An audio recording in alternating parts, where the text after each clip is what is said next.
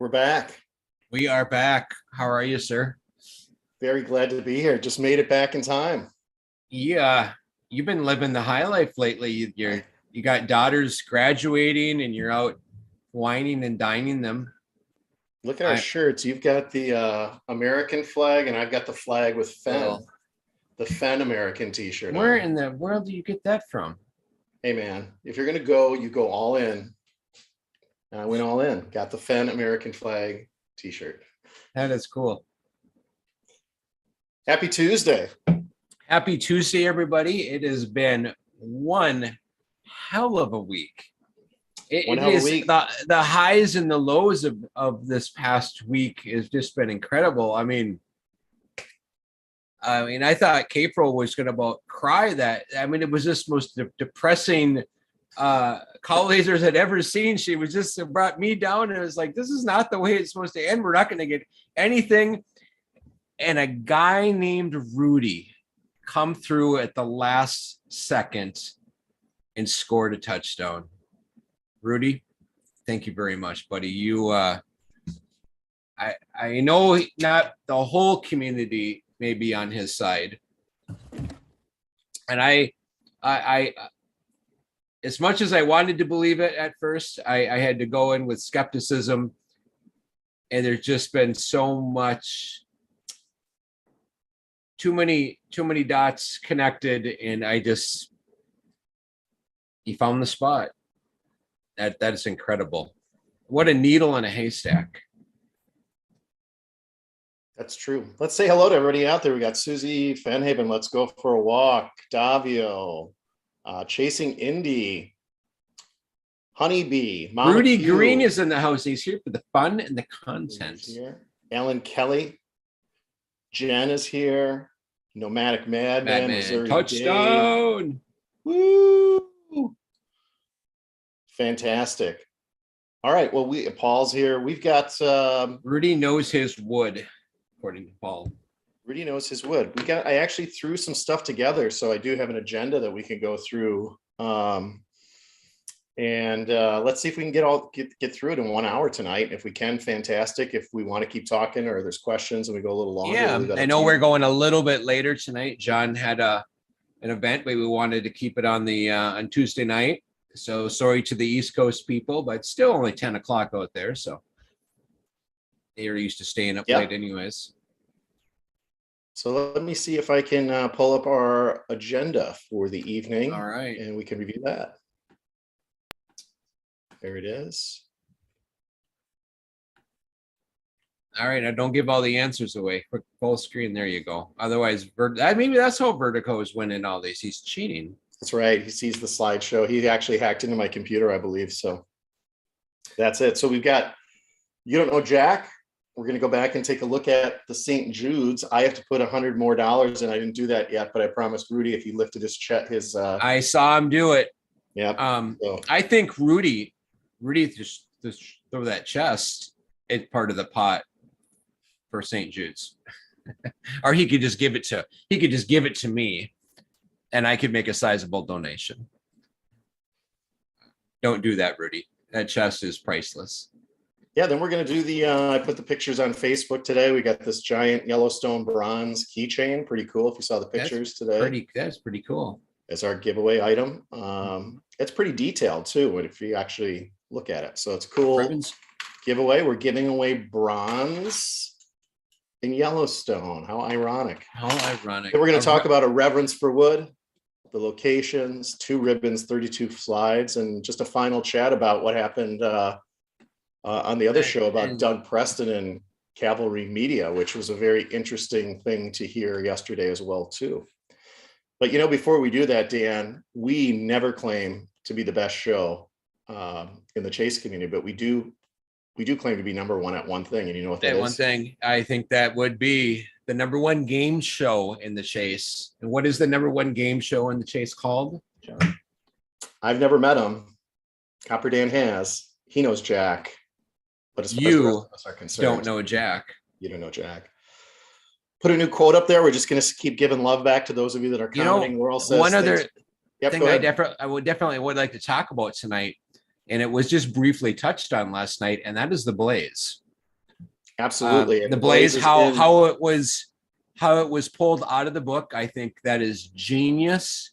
That is the best I've heard yet. Yes, it involves a tree, but it also involved something much more than just a tree. So, yep, I've got it in here. And if, Dan and I we didn't have any time to go over these slides, and we typically don't each week. So, Dan, if you've got a different take than I do, let's stop at each slide and let you say if you're feeling differently or if we're both going on the same page, man.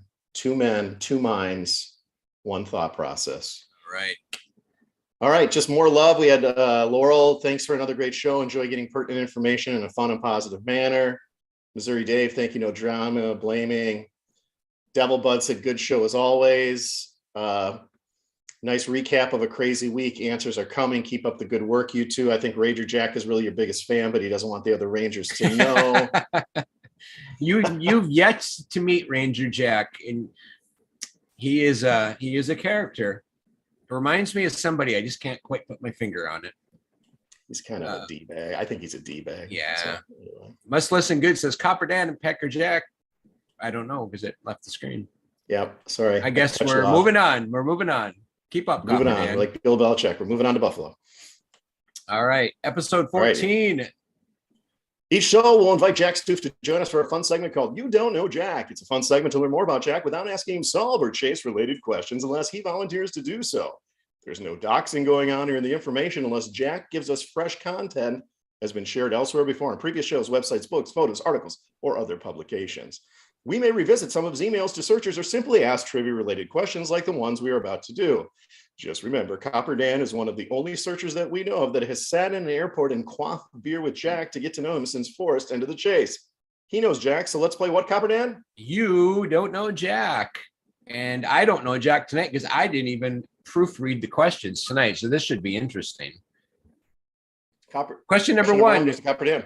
When it was first identified that Jack had applied for residency and more favorable tax status in Puerto Rico, some took to the doxing route and published the exact street location where the condominium building is. What was the street name released in 2021 where Jack was claiming residency at the time? What was the name of the street in Puerto Rico? Copper Avenue. Jack. That's my guess. Copper Avenue. Oh, what do we got? Treasure Warriors says Puerto Rico. No, it's got to be a little more serious. Can Ranger Jack play? It is not Del Boca Vista. Locust. Jen just smacked my head. Oh, not Philly. Vertigo must be just typing furiously, trying to find this somewhere. Yes. Minotaur says Vertigo, it's your brother. Just call him up and ask him. Vertigo says, I don't want to say that one. Gringo Lane, Doug says. I love Condor Ave by Minotaur. Funny. Rio de los Pinos. Alan, get a little. That would be a education going on for us here. It would be all right. We're gonna go 5, 4, 3, 2, and remember, we are not doxing because this came out back in 2021. So here we go. It is Calais Maurices. Marseille. Okay, Calais Marseille. In close to San Juan. Do not try to contact Jack Stoof in Puerto Rico because we know that at least 500 searchers already have tried. So anyway. All right. If I'm going to Puerto Rico, it's not to meet Jack. I've already done that. Davio says Street of Lies. That was not the correct answer. All right. In an answer to searchers, Jack said he wondered if something had been cut out of the poem. What did he, not her, boy, we're not going there. This isn't a Bruce Jenner thing. What did he wonder had been cut out of the poem and why? What did Jack say he thought had been cut out of the poem and why did he think it had been cut out of the poem? Doody, doody, doody, doo. Scooped up, diddly bop, boop. Shadooby dooby doop, boop, boop, boop, boopy boo. Skiddly dop, ba doop, boop, boop, Boom, boom. Vertigo says an extra stanza to make it harder. I think half of that's right, but I'm not sure, Vertigo, because I did this yesterday and I don't even remember what I put on the next slide. So Treasure Wares also said extra stanza to make it harder. Miniature says a stanza. Find my bows. Clues 5 through 9 were cut out. No, that's not it. That's not correct. All right. Logic and reason. LOL. Missouri Dave says, bring your waiters. All right. I think Treasure Warriors and Vertigo first may have gotten it. I'm not sure. Let's see what it is. He said the past tense was jarring, and he wondered if there had been an extra stanza. You know what? I couldn't even remember what the correct answer was, so I'm going to give Treasure Warriors and Vertigo. They're already in the copper kettle. They're just keeping somebody up, and I'm going to give those guys bonus points for getting that right, because I couldn't even remember what the answer was tonight for that question. Bonus points. All right. Question number 3, Copper Dan. When I met Jack at the airport and he signed and put an X on the second map where the chest was located. Just kidding. He was wearing the same watch that he wore when he met Forrest at the law office. A few weeks ago, when he was asked what time it was on his watch for the meeting with Forrest, a few weeks ago, we asked what time it was on his watch as Forrest for the meeting. What time was it on his watch when he signed the map for me? Ooh, what time was it on Jack's watch when he was signing the map for Copper Dan? Doody. Alan K says 6 p.m. Huli says 2:12. Paul says 11:11. I don't know what the answer to this, what he wrote, but I can tell you that Alan is closer. Oh, 2:50, 2:11, 2:10, 2:15. Keep going. Beer 3. Nice. Unless his watch was off, guys. I was remember what time I met him. 2:15, 2:05. Keep going. Later. Minotaur Marino says 4:20. Ha ha ha. Got that one. And I also said ha ha ha, which I just realized is the DB Cooper reference. 2:12. Tavia says 4:29. Nicely done. Beer o'clock. Does any really know what time it is? Says Jim. Let's keep 3:16, 5:17. Vertigo is going to be close. Vertigo is going to be really close. All right, 5. I think we're going to give it to the closest one. I think is what we're going to do here. 3, 2, 1. 6:20 p.m. Yes. And I believe the closest before I put that up was Vertigo said 5:20. Sorry, Vertigo. Womp womp. Sad horn. Jack had his watch on Puerto Rico time, even though it was 5:30 where Dan and I were. I think it was Huli. Huli 6:12. Nicely done. All right, let's go to. So the story with that is, I'll let you do this, and I'll go back. Go ahead. And touch Tell on the story. We were supposed to meet at 5:00. So I flew in. I had a couple of choices for flights that day. One of them was at 11 o'clock. One of them landed at 4 o'clock. Well, landing at 4 o'clock when you're supposed to meet at 5. I mean, like this, how important this was. What if my flight's delayed and it gets in at and I miss them? So I got there at 11 o'clock and hung out. Like I've said before, I hung out at the airport for the day, doing nothing because there's not a whole lot to do at the airport, playing Sudoku. And 5 o'clock, I'm anticipating this as I'm getting nervous. And 5 o'clock comes and he's not there. And at like 5:00, just a few minutes after 5, he messaged me and said, I'm stuck in a holding pattern above the airport. There's a huge thunderstorm going on. I'm like, that's what that noise is. You could hear. I didn't realize the roar was the rain crashing down on the roof. And actually, JFK Airport is such a dump. The roof is leaking, for God's sake. So I just sat there, and he didn't actually get in until almost 6 o'clock. So he was an hour late. But so that's how I knew in my head. I'm like, well, if his watch is set to the same time, it had to have been around. I figured around 6:30. So 6:20, is that what it was? 6:20. You know why JFK roof leaks? Because it has a hole in the top of its head. Sorry. Apologize. That's really bad. Oh, that's disgusting. Too soon on the assassination jokes. Sorry, everybody. Okay. Go ahead with question number Question number 4. But you know where they don't have a hole in JFK? In the American Express Centurion Lounge, because American Express would never allow their clients to get dripped on. So, all right, here we go. Question number 4. You don't know Rudy. While he has sparsely used Twitter, log video extraordinaire, Rudy Green has a puny tagline and also jokes about a punny movie that he joked was made about him. What is the tagline on Rudy's Twitter profile, and what is the title of the movie he just did was about him? We need Rudy's tagline from his Twitter profile and the movie that he just did was about him. Doody doody, Rudy doo, Rudy, Rudy, Root, Rudy, Rudy, Rudy, Rudy, Rudy Green. Rudy Green took photos of the log. All right. In 5, 4, 3. Right said 2, Fred. 1. If you don't know where you're going, you'll never be lost. Nicely done, Rudy. And the movie was Fool's Gold. And Rudy said, looks like they made a movie about me. That is a wonderful sense of humor from a wonderful man, our friend, the man who has locks of love, Rudy Green. Ladies and gentlemen. You know, somebody said yesterday, I wish Rudy could have found the chest, and I'm going to second that motion. No offense, Jack. Rudy is just Rudy gets, we need to make him a second place chest trophy. Wow. Indy says that's her favorite movie. How about that for a little strange fact tonight? Nicely done. All right.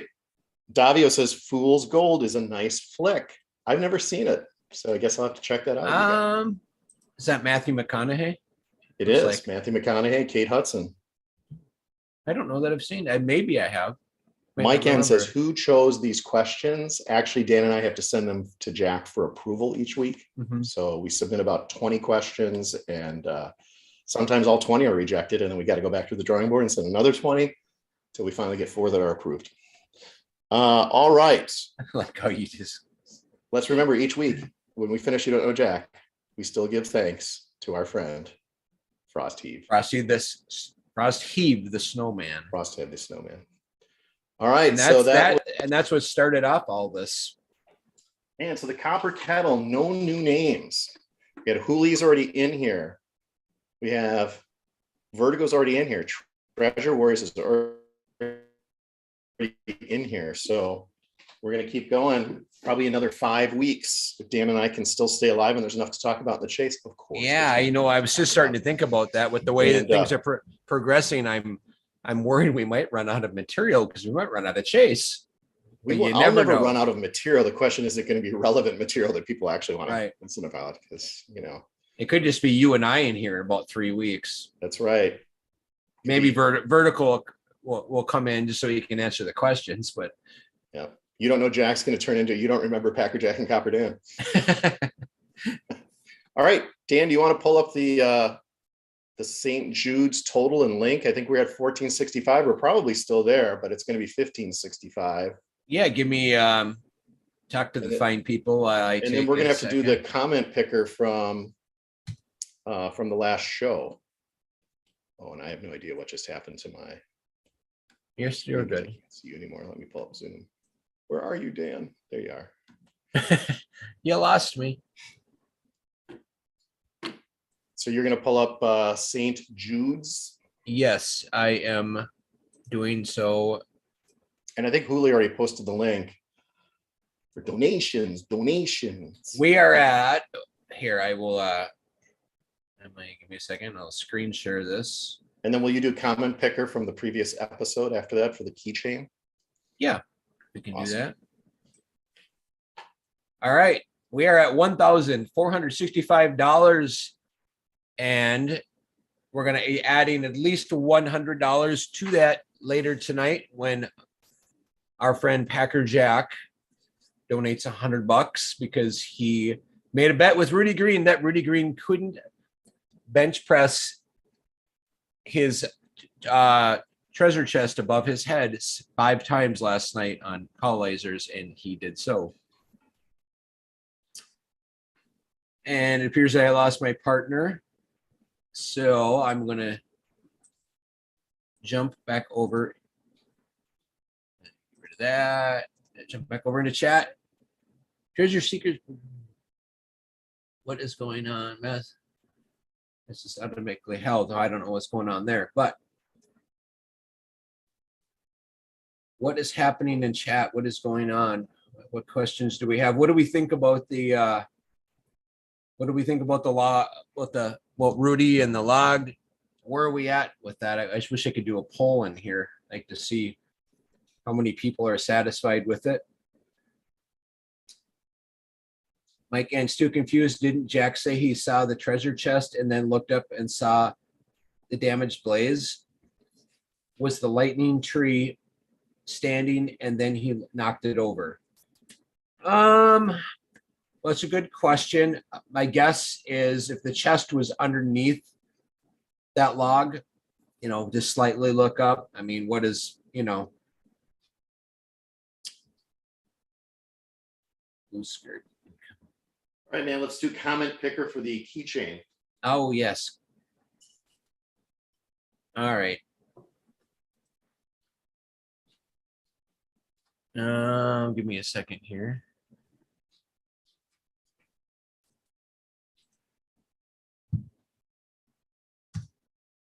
Do.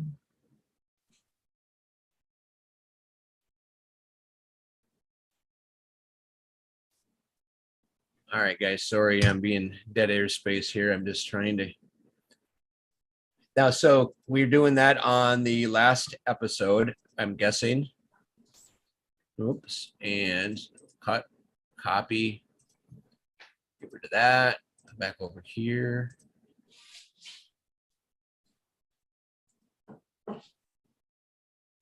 Okay.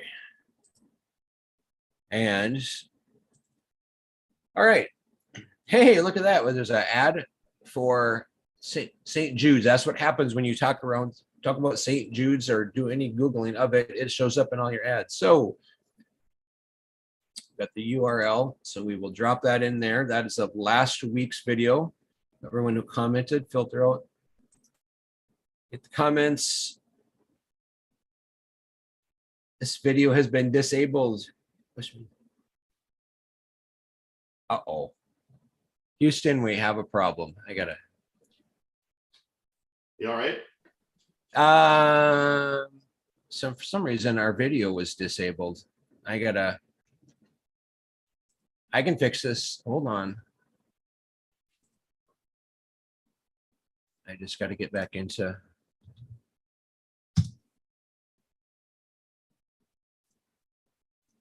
Bear with us, guys. Oh, you know why? It's because I clicked on. All right, I see what I did here. I went on the wrong video. I went on the video that we're currently making. All right.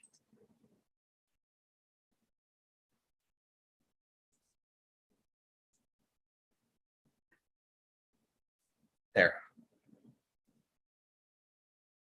All right, so now we are screen shared. And I'm going to paste the correct video in. We have 30 unique comments. Drum roll. And the winner is Devil Bud. Oh, my goodness. And what does Devil Bud say? Good shows always. Thought it was a little harsh being removed from the copper kettle. Oh, of which I am answered 2 questions. I don't know what happened there, but thank you, Devil Bud.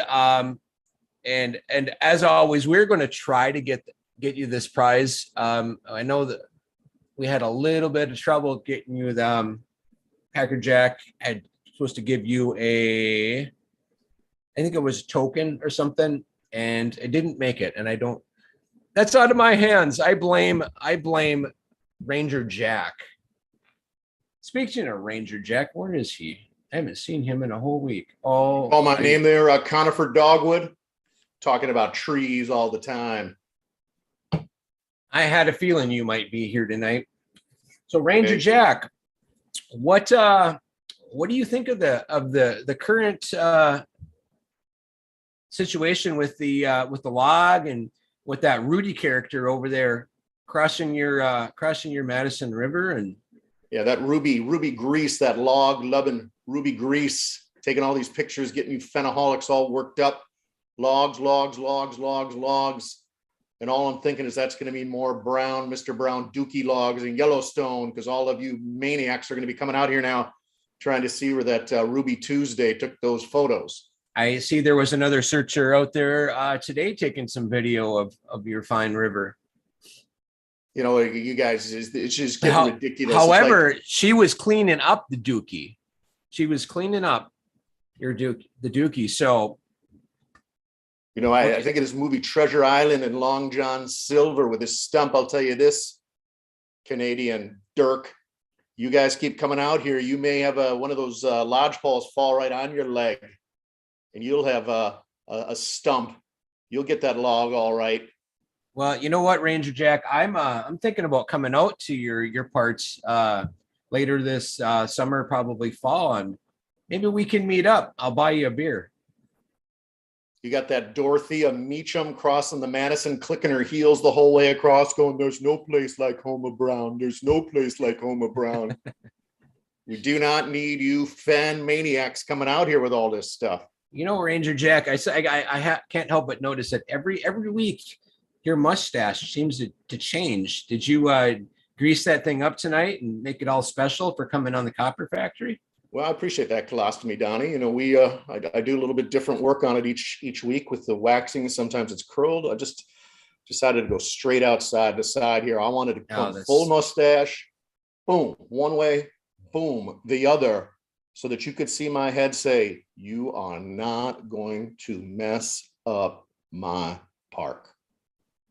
All right. I don't know how to be more crystal clear than with the old mustachio. So I was hoping to actually have Rudy on tonight, so you could, maybe question him, but we weren't able to get a message. You tell that Ruby Chartreuse that he's lucky he left that twig. I watched that video. He pocketed that twig. I tell you right now, he'd be in the pokey, guaranteed. Well, he's a stand-up guy. He left the chest, not the chest. He left the spot, the log, and all of your fine forest just as he found it. So far we've got a couple of searchers coming out there. We got one that left everything as he found it. Got another one that come up and cleaned up your Dookie. So why don't you tell your bosses that us searchers, we're some stand-up characters. Yeah, you'll be standing up all right. You'll be standing up when I kick your hiney right out of that park. Yeah, you're grumpy. Confetti You ain't gonna kick anyone out. Confetti Dalai Lama. I see you anywhere near West Yellowstone or that park. You won't be having logs in Minnesota hitting you in the mouth. I'll tell you that. Hey, it's healed up really nice. It's almost 100%. Now there's all this talk about gaps and logs, lightning bolts, white lines. I don't want any white lines sniffing fenaholics looking for gaps, because the only gap is going to be right between your teeth if you get into my park and you create Dookieville. There he goes, everybody. That was Ranger Jack. Another episode with the man himself, the one and the only. Rudy Green says, "I regret that I have only one like to give for this stream." Thanks, Rudy.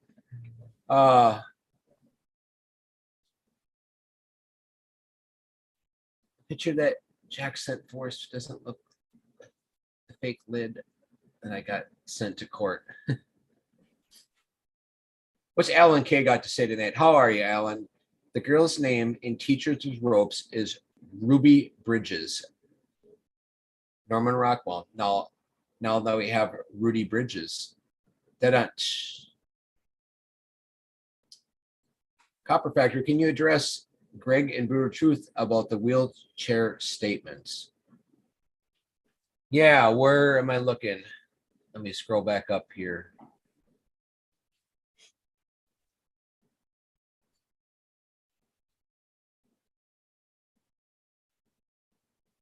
What's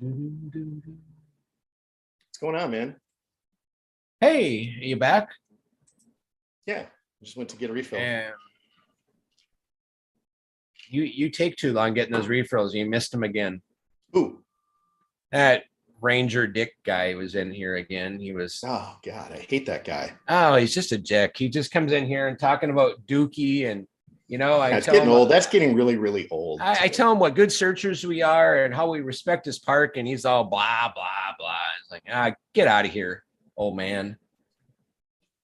Anyways, I'm answering questions from chat. So cool. I'm going to pull up the next PowerPoint. You do that. Huli, how far up it? Huli, can you tape it in the chat so I can find it without having to scroll way up? All right. You know what that's a picture of, Dan? Hang on.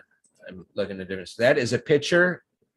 I'm gonna guess and say lightning hit that tree.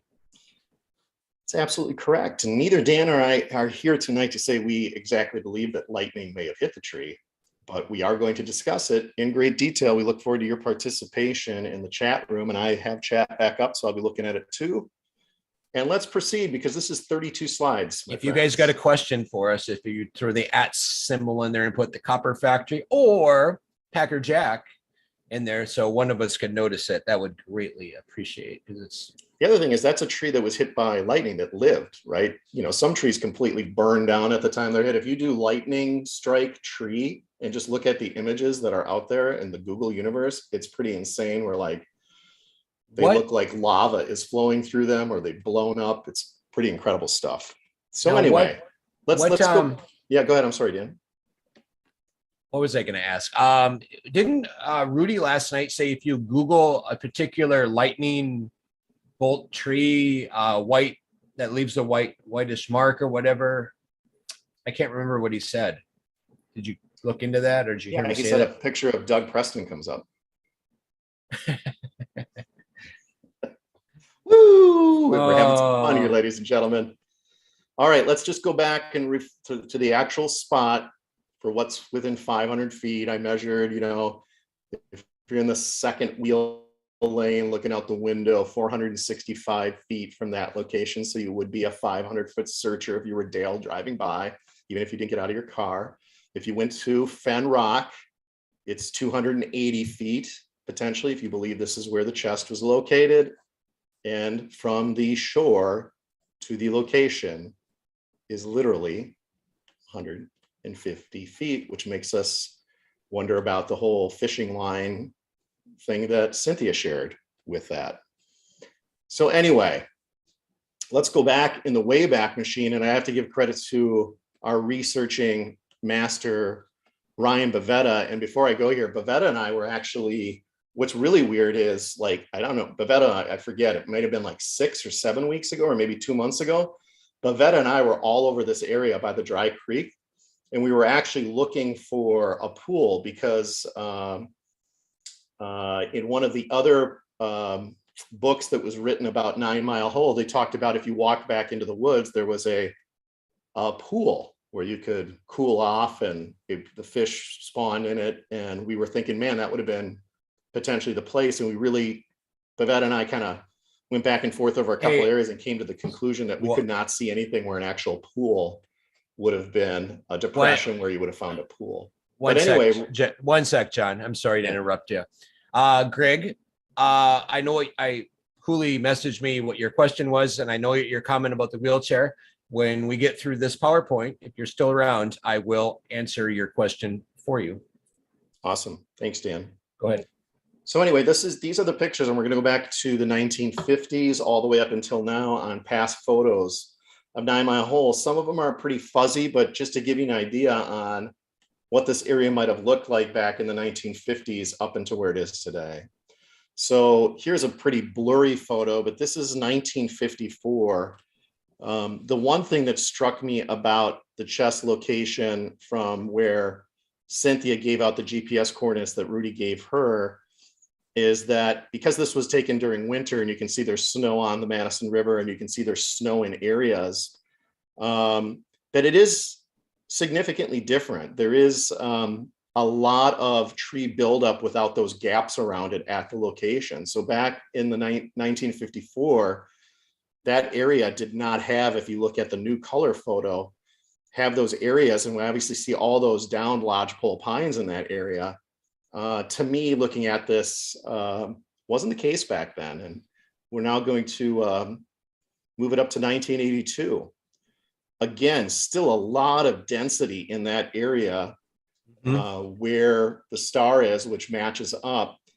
And you can obviously see where the island would have been, where the Wet Creek Island, where the Dry Creek is, and then over to that. I used the exact photo that Cynthia posted on Facebook, and she was in 2D. I'm in 3D. So if you're thinking it looks a little bit different, that's the reason for that. But I spent some time matching up these areas. So a lot of similarities, obviously. And, you know, I'm glad you were able to do this. I started thinking about this earlier, or late yesterday, early today, about, I thought there was a way to, with Google Earth to go back in time and see what things looked like. Right. And so if you go back and you look at 1954 and the density there, and then 1982, you know, Forrest found this place when he was a kid, much more density than all these down lodgepole pines and, you know, opening there. There's also the potential, and do you have anything newer from 82? I do. I just wanted to kind of go back, and all right. There is, if you look at how the snow, you know, kind of potentially curves into that area, where there could in fact been a tiny rivulet that goes back into the area. That's just supposition on my part. Again, Ryan and I talked a lot about this when we were looking at the Dry Creek on, you know, is there a place where it would have gone off and pooled or not? There's no way from these photos that you can determine that, but what you can see is a much greater density in the specific location that Rudy and Cynthia gave us those coordinates to for that. So now let's actually go post-fire. Remember the 1988 fire, and it did affect this area, and you start to see that the area has changed. So from that 1982 photo, with the density there, we now see a lot of open area in this area. And again, I know that these photos are foggy. What I'll do is if I don't know if Hooli knows it, but there's a link to a web PDF that Ryan posted all these pictures to. So we'll get that out to you guys so you can do your own comparisons and look at those photos. Ryan also said if you download Google Earth, and you have to download it, you can put past dates in it and look at areas that way as well too. So big change from 82 to 94, obviously. And now we look at 2009, which would have been, you know, potentially the year before Forrest hid the chest, or right around when Forrest hid the chest. This is the one I wanted to see. And the areas actually look pretty darn similar to today. You know, there's some differentiation, but much more similarity in these areas now. Post-fire in 2009. And I think one of the big questions is if this indeed was the location where the chest was, and that tall pine tree that we now see has fallen with a stump, was it actually standing at the time that Forrest? Yeah, I wish, you know, you got to zoom in. It just, the technology, especially, I mean, back in 2009, even with satellites, just, go ahead. But what you do see in 2009 is this area has cleared out to look much, you know, very, very similar. It looks like there's potentially another rivulet that you can see in the 2009 photo. I don't know if you guys can see my cursor, that you can barely trace out. And maybe that was another waterway coming into this area back then. Again, that's just a supposition, too blurry to look at, but very interesting. You know, when you go back to the 1950s and 80s, that area when Forrest was a kid was a much more lush, dense forest than it was obviously in 2009. And this is actually a close-up of the area from back in June of 2013. And I actually snapshotted this with Ryan Bavetta's notes underneath it, because I wanted to give him credit for all this as well too. But it says, I think the blaze tree had already fallen by this time, but I'm not sure if it had fallen before 2009. So you actually see a circle on this location. And actually that tree that you see looks very white going to the side would be the tree. You know, Rudy did say that if you open the lid of the chest and look down at the contents and stood in front of the chest, you would be facing almost due west. And this is a north, south, east, west photo. So that tree is actually laying down almost exactly, you know, west to east from the stump, a little bit off of that. What I noticed when I looked at this, and a little bit of, I'm never going to say breaking news, but we know another searcher went out using those coordinates and didn't find it, but based on where Ryan circled, as opposed to where Cynthia had put the GPS coordinates, and I actually confirmed it with Rudy today, the original GPS coordinates are kind of off of where this actual circle, where the stump and the chest was. So the actual GPS coordinates you see are where the red dot is, and you all can write these down. Breaking news on the Copper Factory, Dan. Rudy said it's probably about 20, could be up to 25 feet off or more from where he gave the numbers to Cynthia. And he did, and Rudy did confirm with me that Ryan's dot, the red dot, would be the more accurate GPS coordinates, the 44.647674, negative 110.939163 would be the location.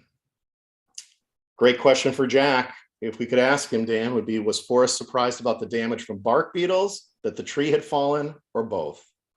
My supposition, like Ryan's, is that when Forrest hid this, let's just say in 2010, that tree potentially had not fallen yet.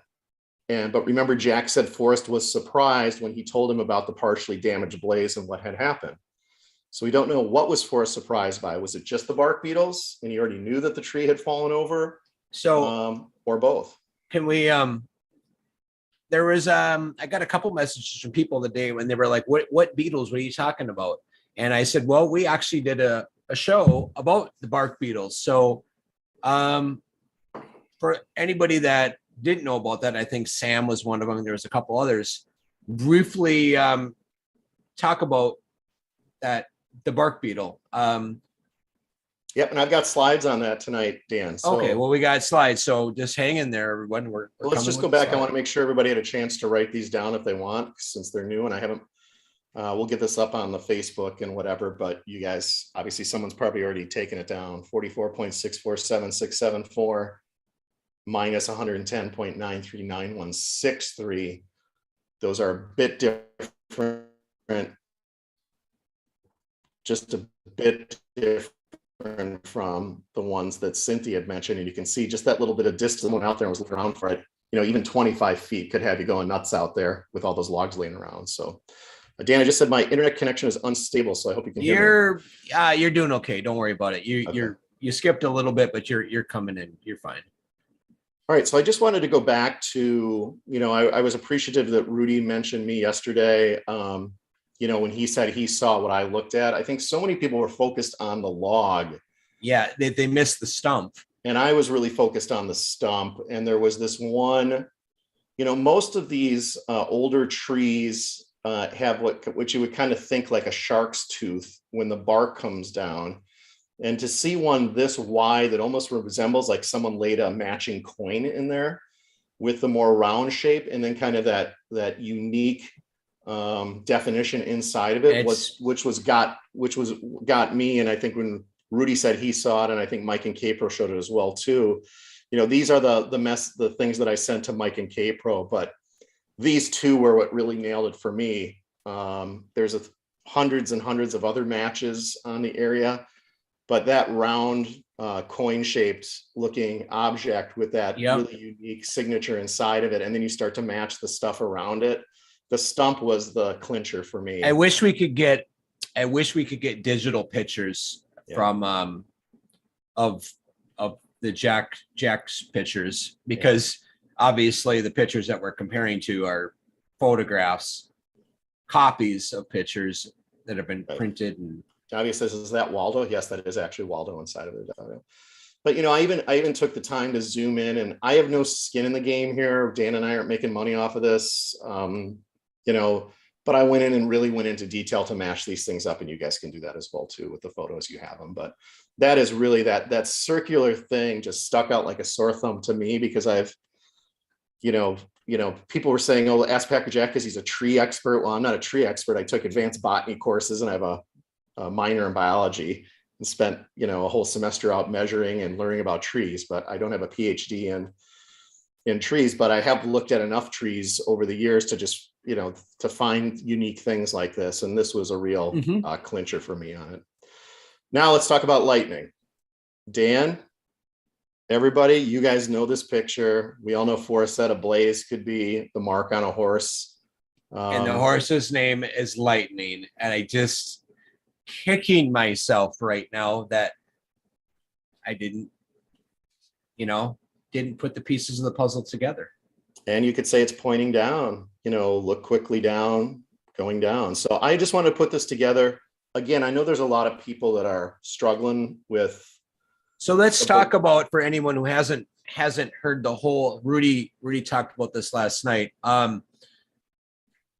So if you've been wise and found the blaze, the word wise is used in the chapter, Finding Lewis and Clark, I believe is what that's from. Yep. And just some key words that from the poem that are used in that chapter. And I believe they're only used in that spot, and the whole book was in that chapter, which was, I'm starting to wonder if the whole poem worked that way. And that's how you found it in the chapters. Like, we could go through and probably find, you got to be really open-minded with how he did it. But if this is how he did it, it's very, very neat. Right. Where the blaze is lightning. Yeah. And I mean, everybody on this thought, Mount Haynes, or where was this area? Another arrow, white arrow pointing down. Again, I have no idea if page 99 had anything to do with it, but it's interesting that you have that in this. So Dan, I actually did a little research on what you just said, just to give a little more detail, and the thought process behind it. So obviously the bold line, if you've been wise and found the blaze, look quickly down your quest to seek, but tarry scant with marvel gaze. Just take the chest and go in peace. So as Dan mentioned, we have the book hint, and there was the Bozeman Chronicle story. And remember when we mashed up those stories to what was actually in TTOTC, and in the Bozeman Chronicle, the horse is not named. So lightning is not in the original story in the Bozeman Chronicle, but lightning is it's supposed to be TTOTC, looking for Lewis and Clark, as Dan said. We also have Forrest in looking for Lewis and Clark saying Donnie was quick to take the hint, a hint and quick. So in Lewis and Clark, we have look quickly down. So as Forrest said, read the book, read the poem, go back and forth. Again, Dan and I aren't saying this is it. It's just we really wanted to spend some time on this whole potential lightning theory to give you some behind this. Lightning means to be very quick, or more simply can be interpreted as a flash or a blaze. The blaze, if it is a lightning strike, you would look quick at the bolt down to the chest, or from the top of it on the tree down. One should not tarry if they see lightning. Rudy said he thought tarry scant with marvel gaze means stand and watch the trees. And Forrest actually also says that, and it's down in the next paragraph, but we'll talk about that. And then you had to be wise to figure out the poem with the book hints to determine what the blaze is. And then you had to be wise in searching the area for the blaze. So the version changes. Forrest also changed mountain man logic to mountain man wisdom. And that ties the word wise, obviously. Mm-hmm. Jack said he was also helped by logic, which may have been code for Jack saying, I figured out that mountain man logic had been changed to mountain man wisdom, and knew that I was looking for hints and tying it into the poem there. Again, total supposition on my part. Jack didn't, when Jack first come out, didn't he say it was almost like he felt because he was a writer, he had a little bit of an advantage? Yeah, and he talked about how Forrest labored over every word, and that he looked up the definition of words, and because he was a writer and studied English, that he knew some of the definitions of words or their synonyms and so on and so forth. And Jack also stayed true to this was not, puzzler bias. He was not a cipher guy. This isn't using numbers and codes and try the wheels and those things. He said, you guys are all, just like Forrest said, you're going to kick yourself on the simplicity of it. Now, we still don't have the leaked video of Forrest saying what the 9 clues are. I don't know if that exists or not. I know Copper Dan, you were invited to that party, but I wasn't. Don't start that rumor. Copper Dan was not invited to any party. However, if you would like to invite me to powers that be would like to invite me to that party, I will book the first flight. Yeah. And then, you can take this into specialized knowledge, but, he talks about removing the camera from the packing list to alert you to the caption of Donnie's picture. How did they take pictures without a camera? And he adds from the original story, I knew enough to be still and watch the trees. That's huge. I think that's what Rudy was referring to when he said Terry Scant with Marvel gaze. Terry Scant really means stand still, and Marvel gaze means watch. And you have Forrest, quote unquote, saying, I knew enough to be still and watch the trees. That would tell you that the blaze potentially would be on a tree. Again, this is just Packer Jack bringing you info. No, this is not good trying stuff. to convince anybody, This is making a whole lot of sense out of something that was very confusing. Now I realize this is just our opinion, but I think it's. Yeah, and by the way, I can say my opinion, but remember, I didn't get into this until April of 2020 and didn't get my book until a few weeks before the chase ended, so or purportedly ended. But a lot of the stuff I've learned is not, so a lot of it is out of my brain, like the circle on the tree or doing the histograph of the Condor database. And there's stuff like that I'm happy to play a part in. But most of the stuff, working with Bavetta, Ben, K-Pro, Indy, Rudy, Vertigo, total group effort on this stuff, Davio. I mean, the list goes on and on and on of, Gallatin Ghost with Teachers with Ropes, with her having Madison, if you spell it out within her, and the work that she did. And it's been it's been a pleasure for me. So I want to thank everybody, and I'm not taking any victory laps. So we have a question from chat, none your business. Do you guys think Forrest's comments in May of 2011 in the Lorraine Mills interview that, in quotes, you can find the chest with just the clues is accurate? I mean, yes, you can say it's accurate, because you could say you could. I mean, somebody could find it with just the clues. They'd have to be incredibly lucky. But could someone find it with just the poem? I mean, is it probable? No. Is it possible? Yes. Is there a probability that someone would with just the poem? I would find that really, really difficult to believe. My personal opinion on that. It would have been. But the way it's phrased, it would have been borderline impossible to do it with just the poem. You needed a good map and the book. You needed the book. I mean, and Forrest multiple times in videos says to read the book and read the book multiple times over, going back and forth between that and the poem. So that. Yeah. So, the last thing I did is specialized knowledge, but it's interesting that he specified Baby Ruth as the candy bar. Babe Ruth's father owned the Baltimore Lightning Rod Company. So I think that's specialized knowledge, but I wanted to throw that in there just because I was doing research on. But here's another Fenn quote. Really, really interesting.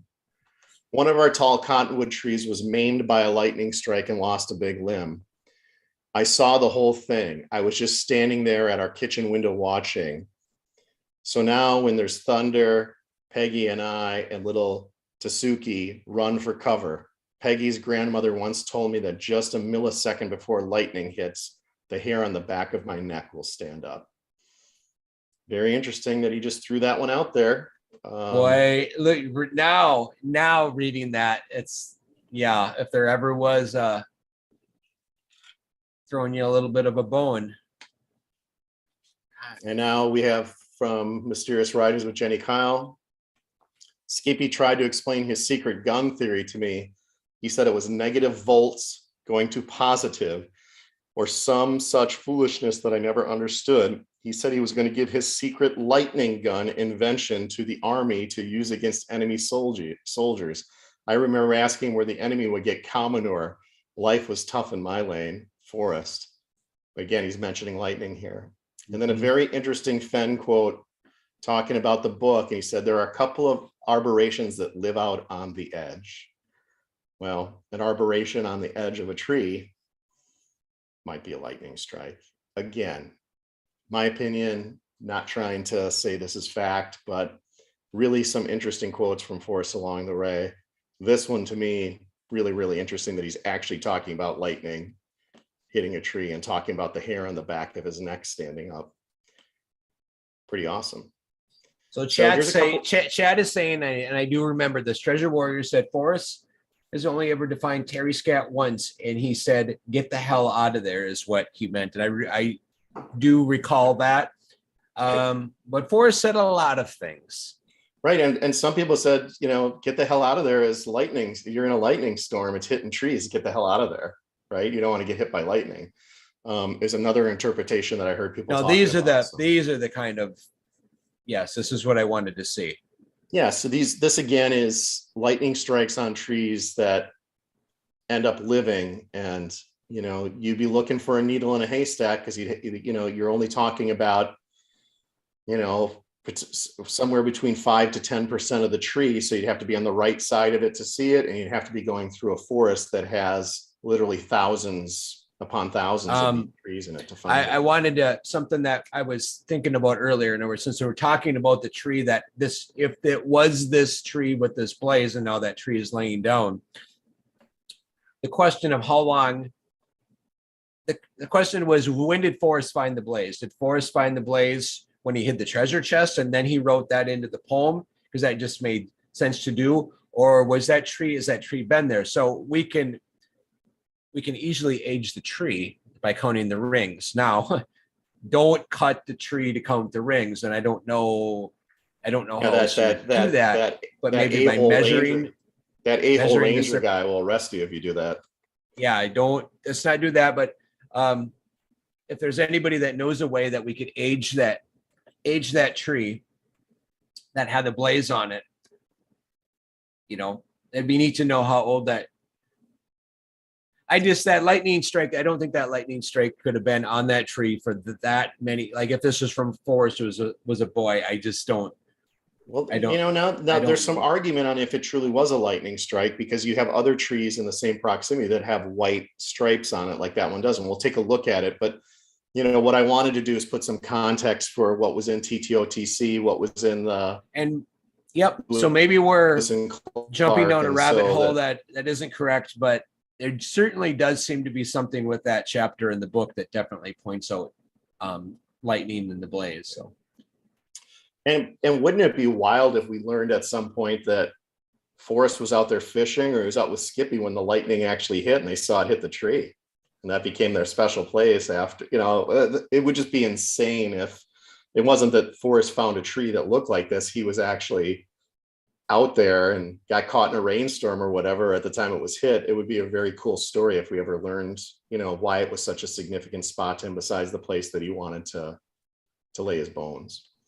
So here is the actual tree in the current state as videographed by the incredibly talented and humble Rudy Green.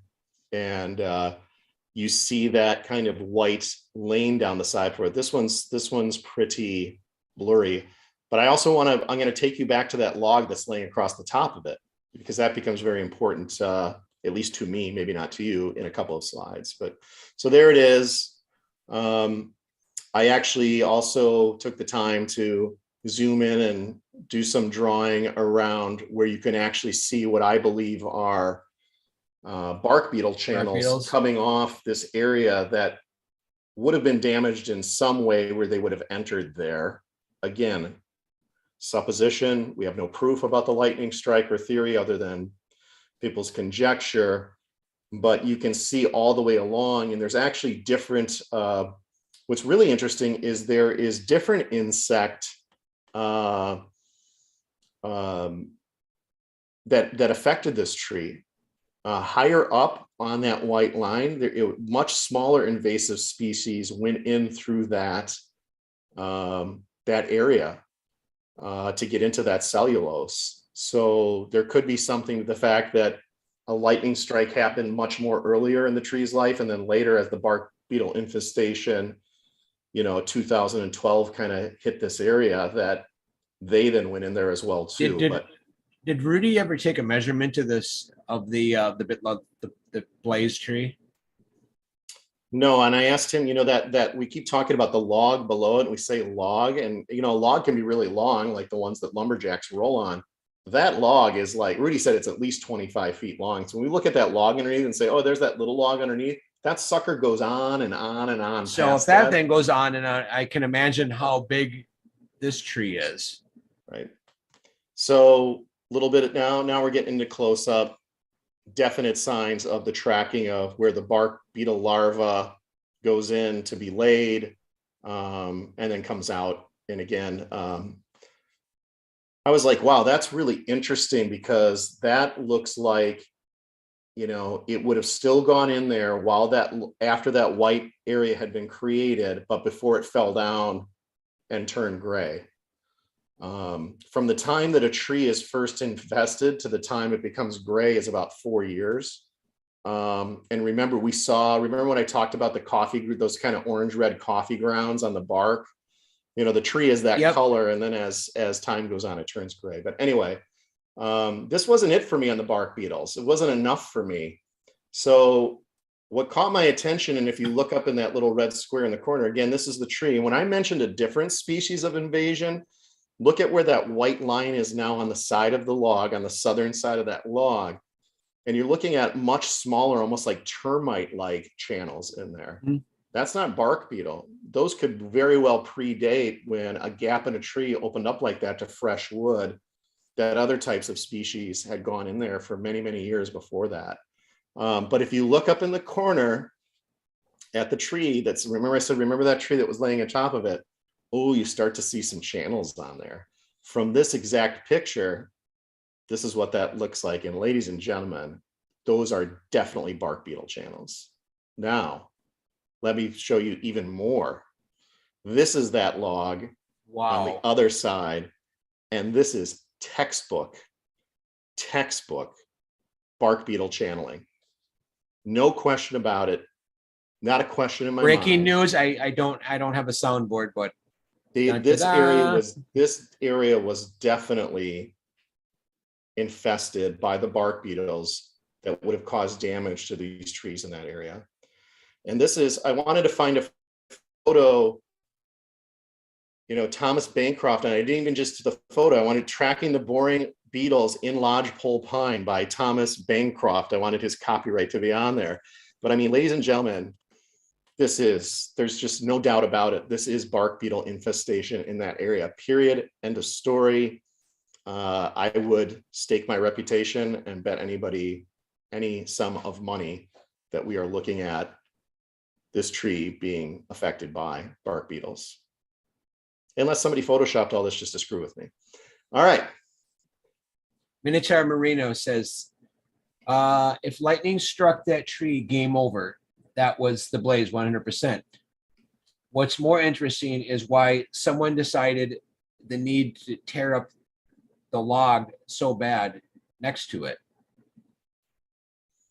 Yeah, I wanted all of you to know that I also found a real great article, because I was looking for what if it was affected by lightning or fire and bark beetles. And the author is Logan Jackson. I think if you would write down, quote unquote, bark beetles and fire, Logan Jackson, you'll find this page. This is just the top of it. One of the great, only like just a little bit down from where I showed you when you scroll down. Bark beetles often attract trees that are already weakened by age, disease, drought, or physical damage. Healthy trees are able to put up a defense. I'm not going to read this whole thing to you. I did a presentation on bark beetles. I know I'm not going to drive you guys nuts. I still can't believe that Forrest Fenn's treasure hunt got screwed up by a bug. Well, not only that, but remember, if the tree was still standing, we don't know if the tree was still standing at the time Forrest hit it. And because it was then killed, sometime around just really potentially 1 to 2 years after he hit it, it gets infected and is down within a year. That's a pretty amazing. Remember when somebody said, what would affect the blaze? And Forrest said, well, wind, I guess. So if you're thinking, well, maybe if a tornado went through there and knocked trees down, but it's a big, giant, healthy lodgepole pine and survived a lightning strike potentially. Forrest isn't thinking there's going to be something that's going to knock it down anytime soon. All we can hope is there is somebody that can answer all these questions, and then we would know Jack. Right. Because we don't. So that's really it on that. I found something out of the blue that I didn't know. Maybe you guys did, but on the other side of the border of the state, but when you're going in the west entrance, there's actually a trail called Two Ribbons Trail, and it freaked me out because we talked about boarders, the biddies, wearing the same dress as the girl at the end of the rope on Teachers with Ropes, and I'm thinking, you've got to be kidding me if all along, the two ribbons on the back of her dress were Forrest saying you're going to get to the end of Madison Canyon and to the border, and the same look at borders with the same dress. And there's a place called Two Ribbons Trail, 5 miles east of the west entrance, whatever. But really interesting if this whole thing all along was just a hint to Madison Canyon, and if that actually connects up. I wanted to throw that in tonight just because, again, I never knew there was a Two Ribbons Trail. We've talked about the two omegas. Some people now think the two omegas, if this is actually the correct solve, could have been, the area around 7 Mile where the river loops up and the road loops up. So you have the road omega and the river omega. I have no idea. A lot of fun, cool stuff out there right now. But we are over our hour, Dan. That is what I put together for tonight. And hope everybody enjoyed it, had a good time. I'll go back and look at chat if I missed anything. And Dan, anything you want to talk about? Yeah, I got to answer a question for Greg real quick. And this question was about the wheelchair. And it was about, if I'm thinking back on this correctly, somebody had emailed Forrest a question, can I bring, is it wheelchair? Basically, the question was, is it wheelchair accessible? Can I get to the treasure chest with a wheelchair? And they had wrote on my Facebook page, Copper Dan's Goldenmore, that he wrote back and said yes. And I went, well, that's interesting. So I emailed Forrest and I copied the question into it and said, this was just said. And well, you never got to email Forrest, I'm guessing. But a lot of times either you didn't get a response back or you'd get a response back the next day. I got a response back within a minute. And it says, it said, I did not say that. So, and I don't have the email readily to pull up. I do have it. That's interesting because I did hear that. Some people were confused, like, if it was the Madison, some guy's going to be out there in a wheelchair trying to get across it. Right. And I will, if you guys really need to see it, I did save all my Forrest emails and I could pull it up. So, but I'm not going to do it right now, but I could do it. One of the things when you talk about potential searchers that were near there, whether it was Diggin' Gypsy or Stephanie 30 Acre or several others that said they had told Forrest they were around 9 Mile Hole and then he told them to go someplace else. And, there's this theory that maybe it was Forrest is like, I told you all you need is my poem, my book, and the map. So if you're going to come to me and ask me questions thinking you're going to get information from me, he was definitely potentially messing around with people. Absolutely. And again, maybe his thought was kind of like Willy Wonka with the chocolate factory, right? I'm going to tell you the rules. I'm going to tell you how to behave. And if you don't do it, you're going to get F with along the journey before you get to the end and somebody gets the everlasting gobstopper. So again, it's interesting that you have that insight that if you have that information, you can get it out to the community. I think it would be important because again, I think that was another thing that tripped up a lot of people, no pun intended, with the wheelchair. That's a really bad thing that I just said, but PJ, we got another question. It's tripped up with what Copper Dan had said, and that Dan, you get that information out. Cold Blue Water says, do you really believe he left the chest there in 2019. I think everyone takes the chest. So, so he's referring to Jack. Say what you have to protect yourself, but everyone takes the chest, in my opinion. Jack was a very unique individual that I met. I can't speak for him if he really did find it in 2019. I mean, I thought it was nuts that he left it there overnight. Can you imagine if he left it there for a winter? I can't, but you can. But his reasonings for doing so would have been just as in, exactly the situation he is in right now with the chest. If he would have handled this differently, maybe he would have lost it. I mean, at the end of the day, I think he's going to come out and he's going to win. He's going to get to keep the chest. I hope that he not only gets to keep the chest, but I hope that Yellowstone finally realizes that it's absolutely stupid to not let him talk. We know where it is. We know where it was. So we're going to go there. But 99% of us are going to respect the area. And I just hope, that one bad apple doesn't spoil the bunch, that goes out there and, carves a name in a tree, or just don't do that. Don't even mess with the log. If you feel you got to go out there, which I can totally understand, I wouldn't mind going out there, but don't even touch it. Take a picture of it. Yeah. I think it will happen eventually. I just don't know how long it will take, but I think Jack's attorney, Tom, will be able to make a case saying, look, here's the Daily Mail and outside that have already reported that it was found in Yellowstone. Now you have 2 searchers that have already visited the exact location and taken photos and videos, broadcast that to the chase community. At what time is the threat of potential prosecution to my client going to be waived? Because, this is now public knowledge. He kept his word. Whatever that August Zoom meeting was in 2020, he has not divulged the area.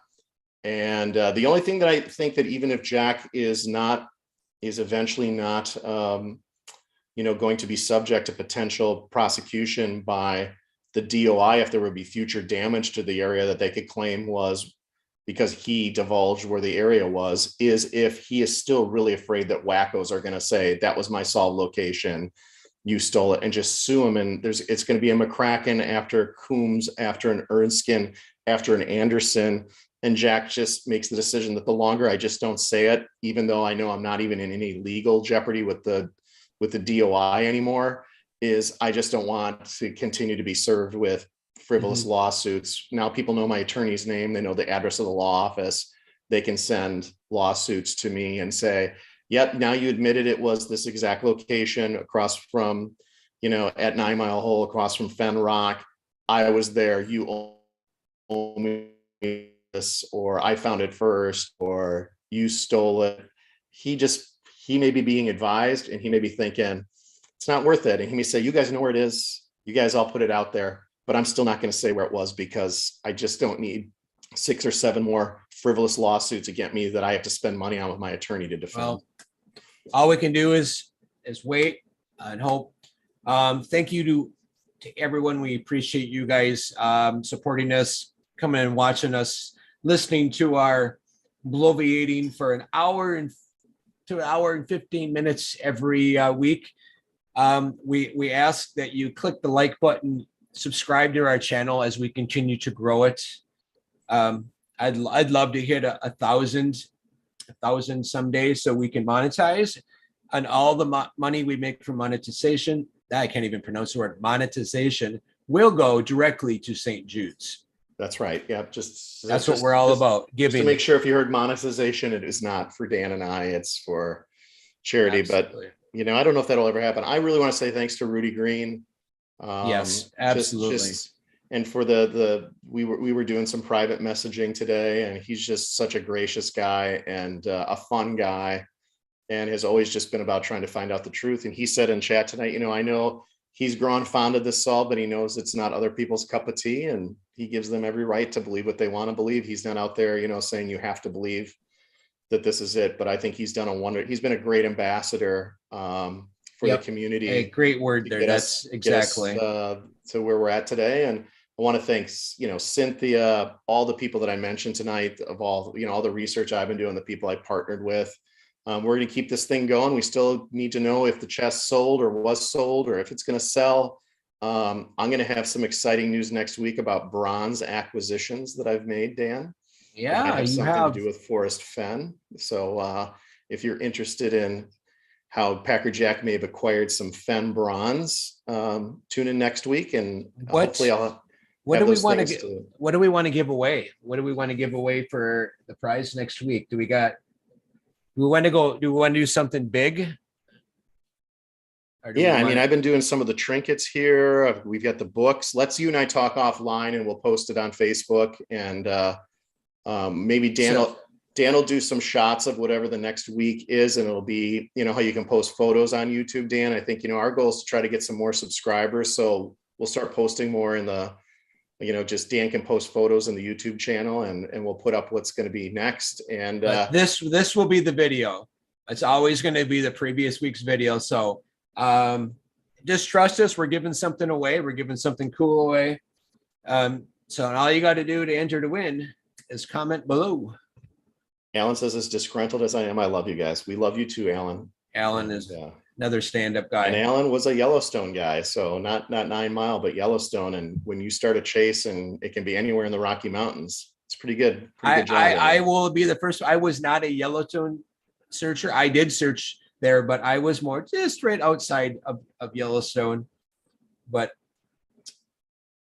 yeah, but I'm tickled pink that it was Yellowstone, that Forrest had the balls to do it. I am going to be in London, England, October 9th for the Packer game. I will be there for days before and days after. I am meeting Anand Fadi. If there are any of you over in the UK, I know Brit Chaser, I know Devil Bud that want to do a meetup. Wherever Adam and I are going to get together, the more the merrier. That'll be cool to see some of you guys from the UK or in that area if you want to show up. Adam and I will get together and figure out where we're going to meet up, and hopefully more than one other person can join us. All right, guys. I think we're gonna end it. See ya. Partner. Thanks, Dan. Yeah, appreciate your time. Take care. Have a good night. All right. Talk to you guys. See ya.